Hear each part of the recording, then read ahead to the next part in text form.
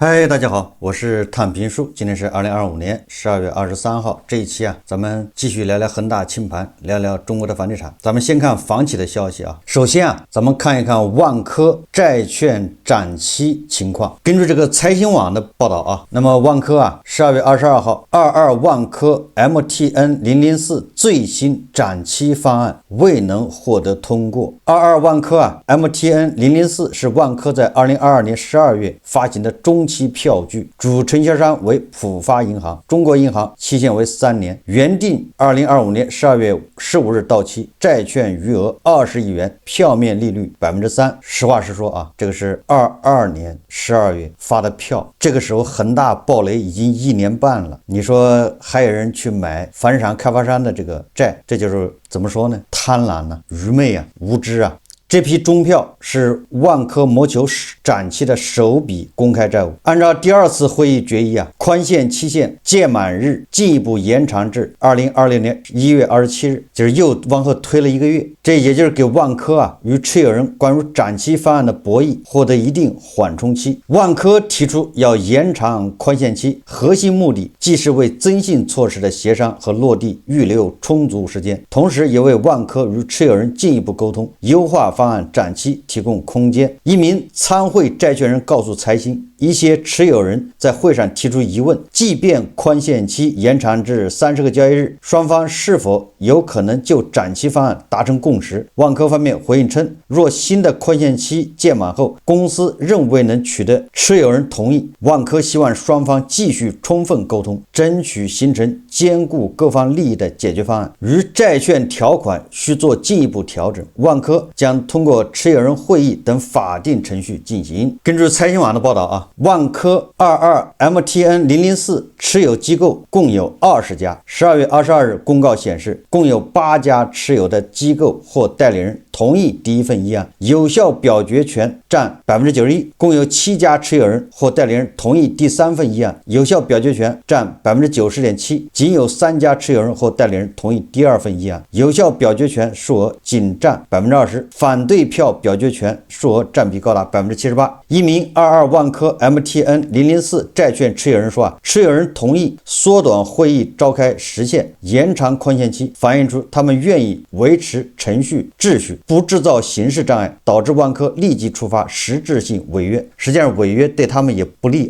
現在就是雙方在博弈，這個給他延長5天，再延長1個月，這都是博弈的一個結果。但寬限期延長只是解決違約認定時間後移問題，並未解決萬科能否還錢的問題。從第2份議案的投票結果觀察，持有人依然明確否決缺乏強擔保的純展期方案，不願承擔以時間換信用的風險。這名持有人說財新網獲悉在第2次持有人會議召開後，萬科與部分22萬科 MTN004 大額持有人進行1對1溝通，試圖爭取這些持有人的同意票。一名知情人士透露，萬科告訴一些大額持有人，公司當下銷售規模較2020年高點下降超過80%，這是萬科自己說的銷售規模下降80%，現金流斷崖式下滑，但仍需承擔保交付責任。2023年以來，公司依靠再融資、股東借款、壓低費用成本等方式獲取增量資金，效果已接近極限。這有一點我就不理解了你保交楼是你的責任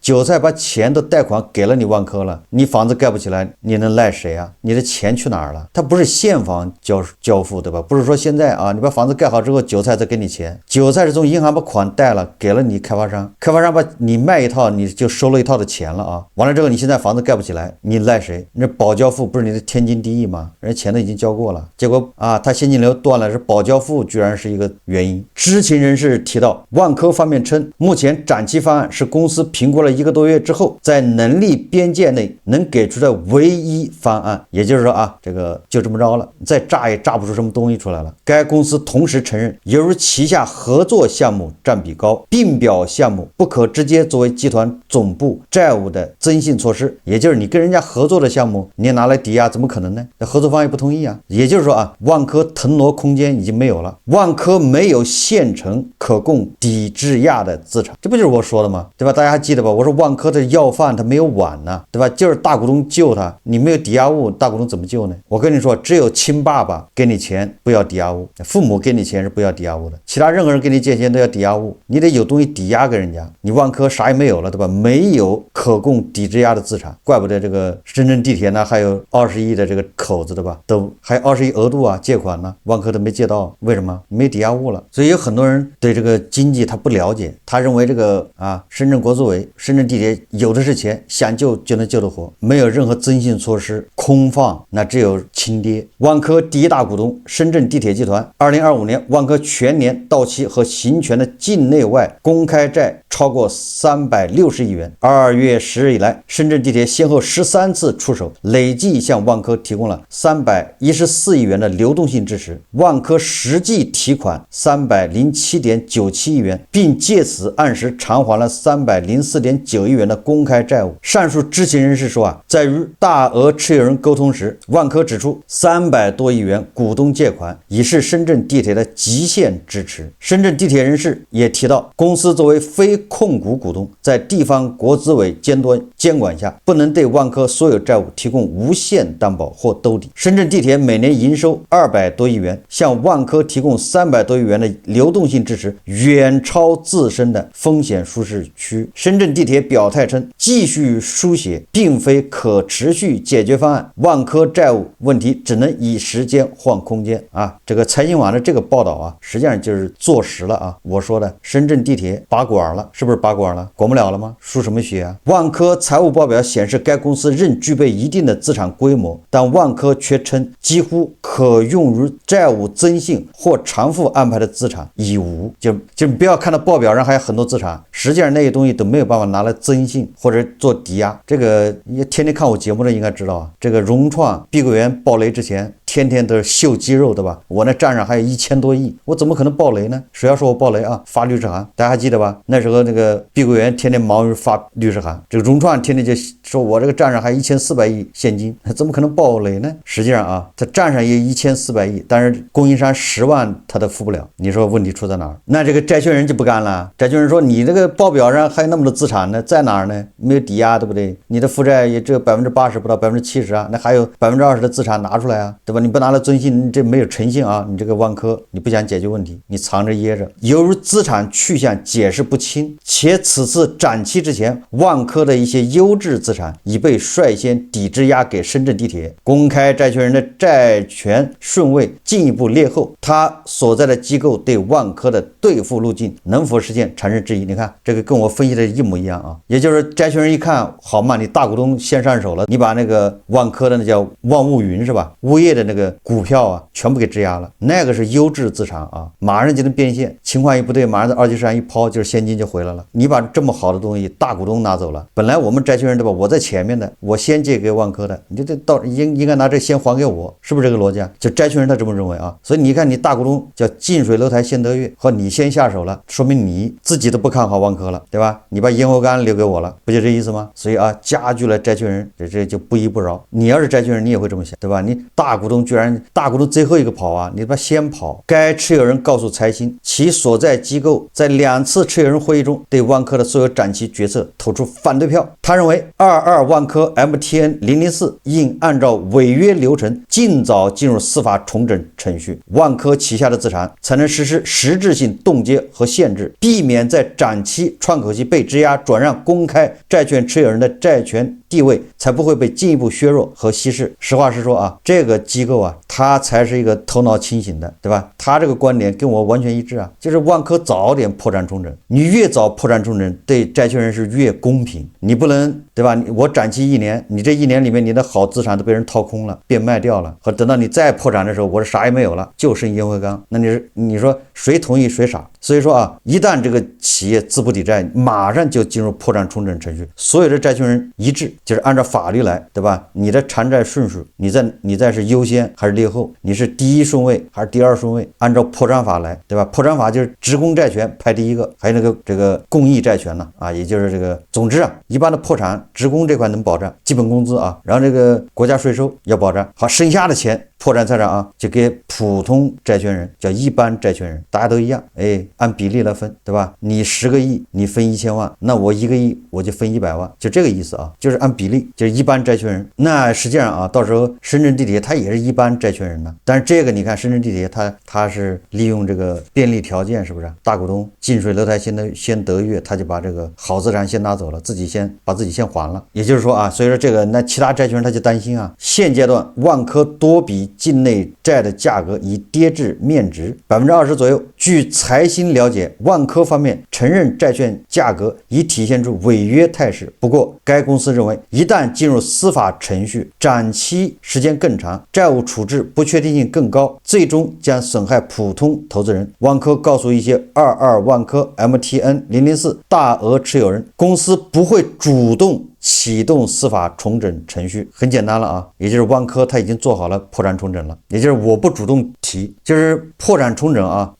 谁有資格提呢？但是我可能记得不太清楚了啊。破产重整，一個是債權人提，第二個是大股東提，第三個是公司提，就3個人有權利啊提破产重整。那個萬科說了，我公司是不会提的。公司为什麼不提呢？因為公司要展現出一種叫擔當，就是我借的債我要還，我怎麼着都要還，對吧？那大股東呢？大股東深圳地鐵他會提嗎？提了他自己給自己砍一刀，對吧？他估計也不會提。所以說啊，那萬科的意思，你們債權人願意提吧，反正我是不會提啊。所以說啊，我就是這個萬科的走勢啊，就是按照咱們的這個分析啊在走，就是破產重整，越快越好，這個對所有的債權人相對公平。這是第一個啊。第二個就是什麼呢？第二個就是你看看啊，2022年12月份這些人買的這些債，這就是我為什麼一而再再而三的強調咱們不要買任何理財產品，對吧？你就存銀行，因為你不知道你買的理財產品哪些，很有可能他就買了萬科的債，你有什麼辦法，对吧？他有的買債，他有的買這個股票，買一部分股票，買一份債，對吧？債基還有什麼股基，什麼權益類的，什麼債券類的，反正他的理財名堂多。如果你買的不信，他就買了萬科的这個債券，那完了，你基本上就是暴雷啊！機構去買，機構自己沒錢啊，機構發的理財產品不都是咱們這樣的人去認購的嗎？所以說我是建議的吧，大家不要買任何理財，因為你不知道這個理財最終流向哪裡，流到股市或者流到什麼債券市場，債券上就有可能買了萬科或者是其他開發商的這個債券，到時候一暴雷你就完了。我想啊，很多人呢肯定能理解，2021年恆大暴雷以後啊，他不再去把錢去放到信託，對吧？把錢去放理財去買什麼房地產的這個債券，他自己是不會買的，他應該都有這個風險意識了。但是他買了銀行的什麼推銷的什麼理財產品，他也不知道，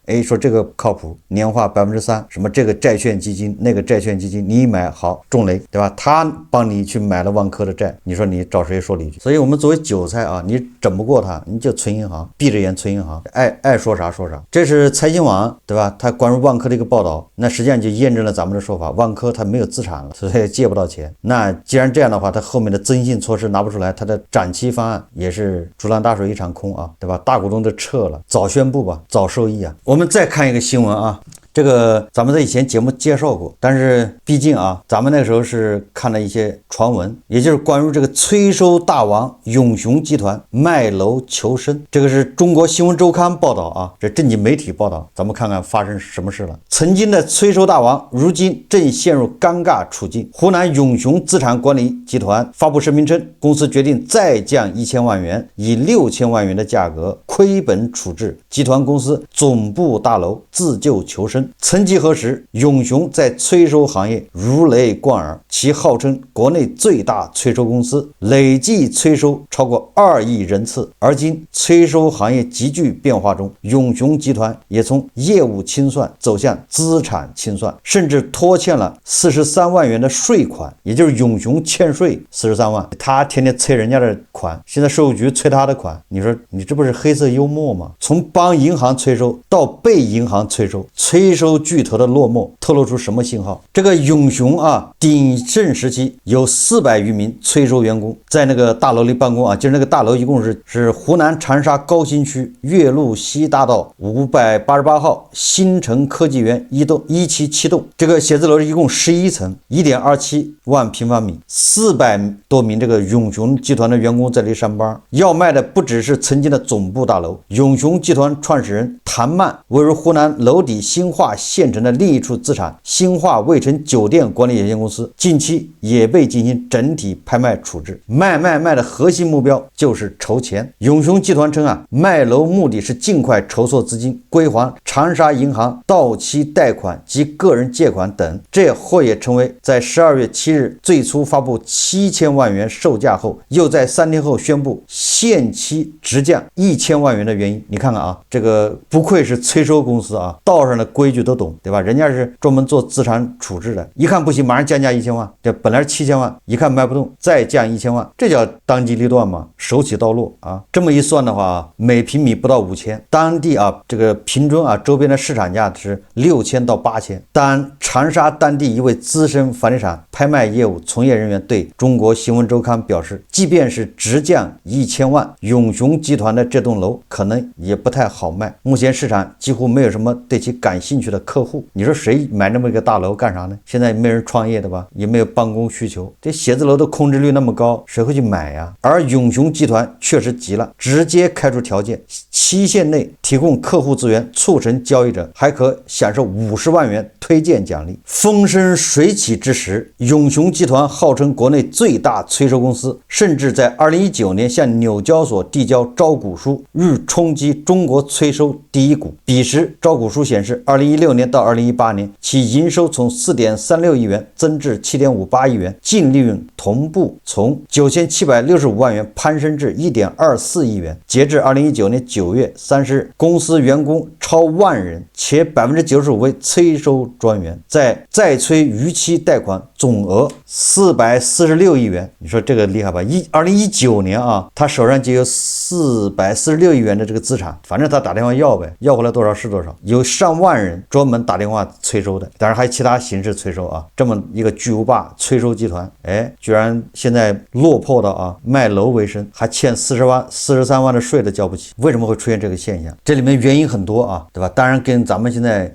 有關部門對這個催收整頓，對吧？這種非法催收啊，催收是灰色地帶啊，進行整頓，对這個催收行業有影響。這當然是一方面原因啊。實際上最大的原因是什麼？最大的原因就是經濟不行了。我舉個例子，大家馬上就听懂了。在我們的印象中啊，收那個二手這個餐飲設備的，那肯定賺錢，對不对？現在這個行業這麼不好，開餐館的這天天倒閉，一倒閉，然後裡邊10萬塊錢買的這些設備啊，最後就是8000賣啊，甚至啊3000賣，就這樣。好，這二手設備的一看占便宜了，对吧？甚至還2000賣，有时大量的餐館倒閉，二手設備的這些收設備的啊就吃飽了，庫房裡堆滿了，再便宜他也得掏錢，對不對？1000他也得掏1000塊錢往他庫房裡堆。本來啊二手設備的把這收回去之後，然後收拾，又有人開新店，然後從他這兒買，對吧？他1000收來的2000賣出去，他不就賺錢了嗎？人家二手設備做這個生意的，不是收廢鐵。結果現在因為經濟太差，餐館只倒閉開的少，好多人都知道開餐館不賺錢就不開。以前是有進有出，現在对二手設備來說啊，叫有進沒有出，就倒閉的餐館太多，他貪便宜收了好多，對吧？那個本來這個設備啊，搁一晚收都是4000塊錢能收來，現在2000就能收，人家都願意處理嘛。好，他收了好多看似便宜的啊這些設備，結果這邊沒人要啊，你出不去啊，完了你還要占庫房占資金，你庫房還不是租的嗎？場地費你還得請人養着一幫人，還得維護。二手設備這些人都要倒閉，對吧？都要破產了。實際上這個催債公司啊，永雄它就是個二手設備，你把它理解成二手設備收購商就完了。他從銀行手上收購這不良資產，銀行那信用卡貸款，对吧？還有這個消費貸都是陳年舊賬還不起的，銀行打包賣。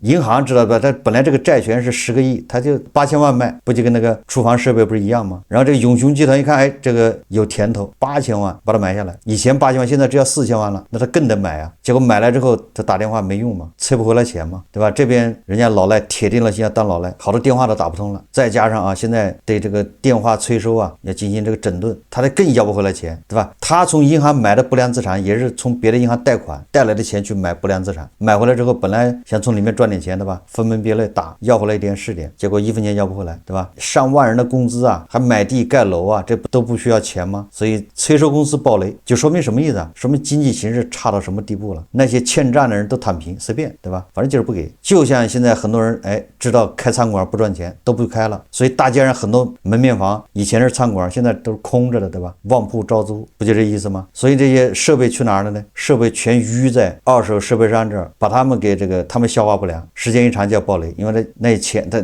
這占用資金啊，他還養人呢一樣的啊，這個催收公司是一樣的。所以你說就是說連幹這些的都要倒閉，你就知道這個經濟形勢差到什麼地步。這按理來說做二手設備的那是最賺錢的吧？不是說最賺錢吧？好賺錢。所以經濟形勢好的時候，這個永雄差點上市了，從差點上市到現在被迫賣樓求生，反映的是一個經濟周期啊，也就是你買到手的資產都在貶值。对，你以為很便宜了啊，对吧？10萬塊錢的設備現在4000，不便宜嗎？差不多廢鐵的價格了。那對不起，還有更低的，還要降。我們再看這個南方都市報一個報道啊，這個就非常有意思了。南方都市報它是22號一個報道，講的就是鶴崗。你鶴崗咱們經常關注啊，鶴崗又出啥事呢？南都訊記者劉曼發自北京說，黑龍江鶴崗新安區住建局怠於履職，導致一些公租房長期空置，承租人不符合居住條件，4000餘戶住房檔案丟失，合同超期，審核缺項，信息失真等問題持續多年。檢察機關通過行政、檢察、公益訴訟，督促住建局履行公租房管理職責。12月22號，最高人民法院、最高人民檢察院召開發布會，聯合發布行政公益訴訟典型案例第3批上述案例入選。也就是说啊，這個最高法院把這個鶴崗的這個案子當一個案例。那具體什麼事呢？鶴崗市新安區現有公租房4206間，鶴崗市新安區人民檢察院經大數據篩查發現，98間公租房長期空置，11間承租人不符合居住條件，110間具備交付能力的租戶惡意欠繳租金6個月以上，4000餘戶住房檔案丟失，合同超期，審核缺項，國家利益和社會公眾利益受到損害。也就是檢察院公訴新安區住房和城鄉建設局，這叫公益訴訟，沒有原告，原告就檢察院來起訴住建局不作為。新安區檢察院對新安區住房城鄉建設局立案調查，並於2024年9月10日向該局宣告送達檢察建議，建議依法履職，摸清問題底數，結合承租戶的具體情況分類實施，強化監管動態管理。2024年11月8日，新安區住房建設局書面回復，該局對轄區公租房租金拖欠問題進行了梳理，分析問題產生的原因，並清退了不符合條件租戶53戶。新安區檢察院跟進監督發現原來這是糊弄，該局未全面履職，就是檢察院督促了，發函督促，住建局回函說我們清理了，結果檢察院在跟進督查時發現他根本就沒有清理沒有全面履職，存在虛假整改和整治不到位情況，已收租金不能對應應收款憑證，也就是他收的租金和那应收款憑證對不上賬，已清退53間空置房位置不清，與檢察機關現場調查情況不符，2間公租房已登記因承租人死亡回收，與情況調查不符就這是調查完的還有3000份住房檔案就是信息缺失，那就是糊弄的唄。估計他名字就是百度搜來的那個最忙5人組他們也租房去了。庭審過程中，新安區住房城鄉建設局提出其已收取部分租金，補建房屋檔案，建立房屋管理機制，已依法履職。判決作出後也就是這個法院判什麼呢？認定新安區住房建設局存在尚有欠繳租金、應收未收、空置房屋無人監管、檔案管理缺失嚴重、責任流於刑事等問題，判令該局繼續履職。我為什麼要說這個新聞呢？這就是我為什麼極力反對，我最討厭那個專家動不動什麼地方發債、政府發債收購房子做保障房，你看看這就是鶴崗保障房的下場。所以說這些專家經濟學家可以說叫祸國殃民他明明知道对吧，你這麼玩是要出事，他就這麼建議，他實際上跟家頭的觀點是一樣的，就是把這些權利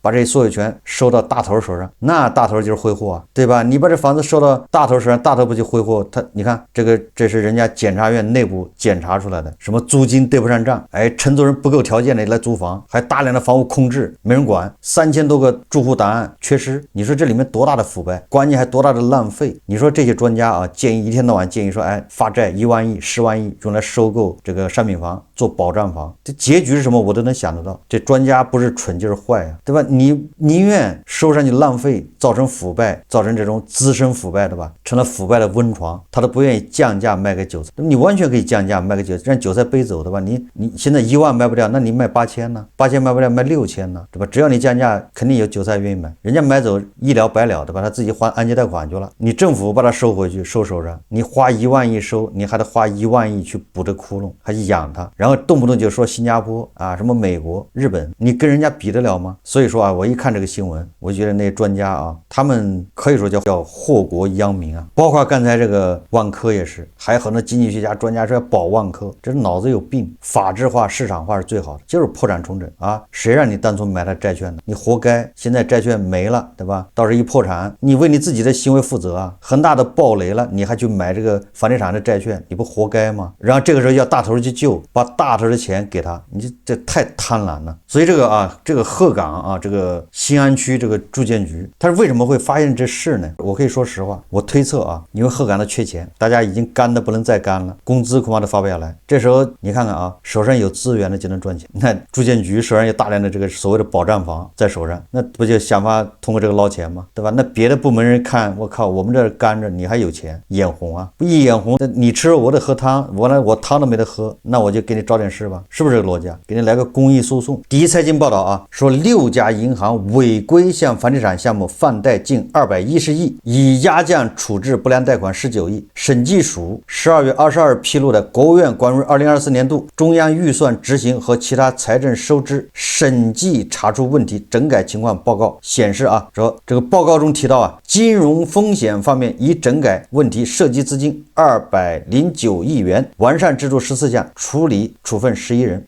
6家銀行對違規向四證不全等房地產項目發放的210億元貸款全面排查評估風險，並建立風險化解檔案。好了，我說這個什麼意思呢？就是我們不要像那些專家什麼經濟學家那樣的，動不動說啊，銀行貸款多少是流到這個房地產，他根本就不知道。賬面上看啊，40%的這個貸款流向房地產，實際上恐怕60%都不止，就誰也不知道這數，因為很多錢是繞道流到房地產。你看現在這個國務院審計署一審210億違規放的，你說像這樣的還有多少呢？能查得清嗎？對吧？所以說流向房地產的這些貸款，專家他哪知道啊？看那些數字他就上當受騙了。比如說啊，這個金銀貸，你能否認這金銀貸絕大部分是流到房地產的嗎？对吧？多少金银貸都流向了房地產，都是別人被人個人買房用啊，炒房去了。但是你在銀行報表裡面，這可不是房地產貸款呢，這實際上是房地產貸款。所以說啊，我今天通過這個鶴崗這個保障房，通過永雄集團這催債的暴雷，通過萬科，對吧？財經網對萬科的報道，說明這個形勢啊已經很嚴峻，一切都按照這個咱們分析的這滾滾而來啊，叫黑雲壓城城欲摧啊，或者叫山雨欲來風滿樓啊。好，這期節目我們就聊到這裡，感謝大家收看。如果喜歡我的節目，歡迎訂閱轉發，也可以在下方留言評論，謝謝大家。